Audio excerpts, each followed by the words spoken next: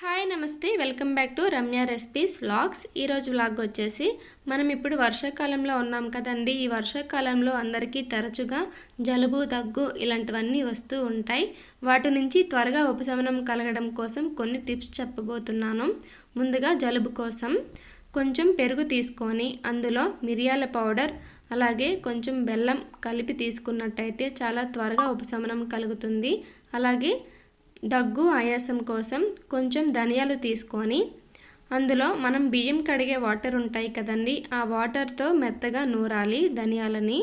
ఆ ముద్దలో కొంచెం బెల్లం కలిపి చిన్న చిన్న ముద్దలు చేసుకొని ఉదయం సాయంత్రం తీసుకున్నట్టయితే చాలా త్వరగా దగ్గు నుంచి ఉపశమనం కలుగుతుంది. అలాగే కొంచెం శొంఠి తీసుకొని నిప్పులపై కాల్చి పౌడర్ చేసుకొని ఆ పౌడర్లో కొంచెం తేనె కలిపి తీసుకున్నట్టయితే దగ్గు ఆయాసం నుంచి చాలా త్వరగా బయటపడతాం. ఇంతేనండి. ఈ వీడియో మీకు నచ్చినట్టయితే లైక్ చేసి షేర్ చేయండి.